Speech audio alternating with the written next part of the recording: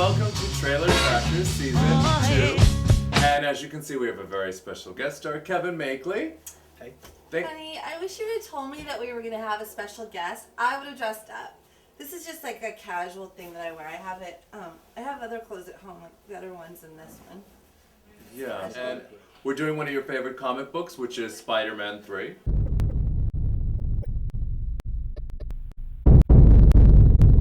Spider-Man is one of my favorite characters. I'm very critical on comic book movies, especially Spider-Man, but this trailer looks fantastic. The best out of all of them so far. Yeah, you know, I was thinking, Kevin, it's funny. Your name's Kevin, my name's Kim, and they both start with a K. Okay. That's hot, right? Yeah, Kim, that's hot. But what's really hot, you guys, is this trailer. I mean, it's edgy, it's got lots of action, and it's kind of got an S&M feel to it. And most of all, it has James Franco. Oh, James Franco! Yeah. James Franco. James Franco's been great in all three of them. And you know, he comes back as the Hobgoblin in this one, who is kind of like an extension of the Green Goblin from the first one. He's his son, and he's coming back to get revenge on Spider-Man for killing his father in the first one. It also has two other major plot lines. The black costume, I mean, come on, how great does that look? And the Sandman, another great character, and looks fantastic. I love the black suit. I was watching the black suit while I was watching the trailer, and I said to myself, only a man who has a rockin' body can pull off a suit like that. And then I thought to myself, you know who in this group could pull a suit off like that?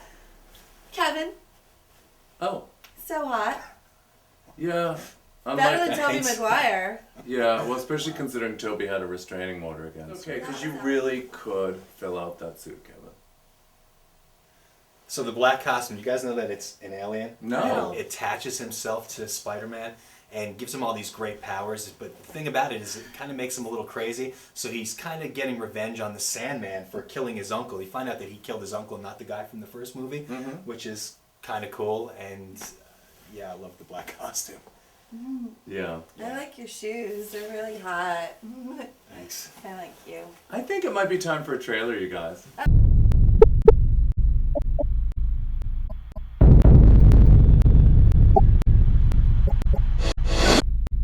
What's with Topher Grace and those highlights? I mean, I haven't seen bad streaks and tips like that since George Michael and Wham. You know, Kevin would look really good in highlights. I mean, he has the bone structure and everything for it. You'd look really good. But I don't really see myself as a blonde. No, and obviously neither does Kristen Dunst, because she's a redhead in this movie. And she's pretty amazing acting in that trailer, although not as great as Margot Kidder was in Superman. They just re-released the DVD. You have to see it. Superman 2, the DVD. Yeah, it's fantastic. The Richard Donner cut. Fantastic. But anyway, I have to agree with you. I think Kirsten Dunst did a great job in all three films. Well, the first two. We haven't seen the third one yet, but she looks great in the trailer.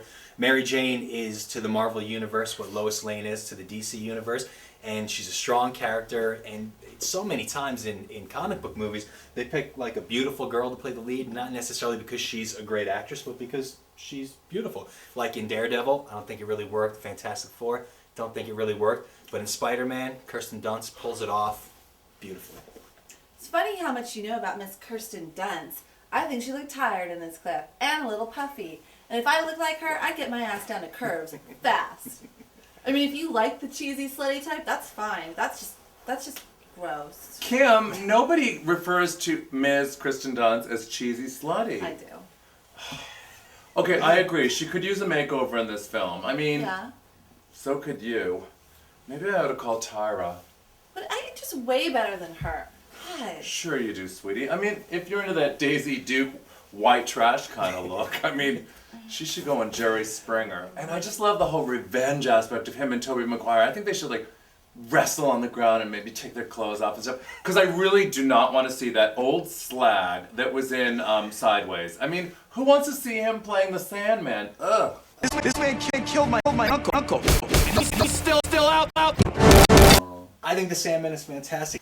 The casting is fantastic. I'm going to say that he is the best comic book to movie villain I have seen yet. And he even looks like the Sandman. It's fantastic. And as far as the revenge stuff goes, I think you're going to see plenty of James Franco, because, you know, he comes back as the Hobgoblin, who is the son of the Green Goblin, and he's getting revenge on guys. So, whatever. He's getting revenge on Spider-Man for killing his father in the first one. So, revenge, it's all about this movie. Yeah, You know, I it's can be revenge. very vengeful.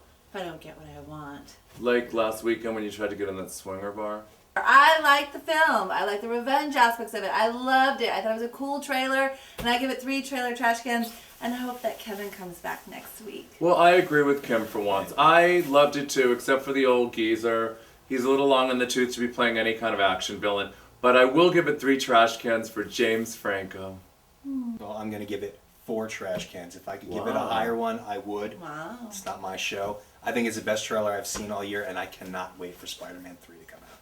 Well, that about wraps Wraps it it up. up. And I guess we'll see you next week. And remember, guys, Why see the movie when the trailer is free?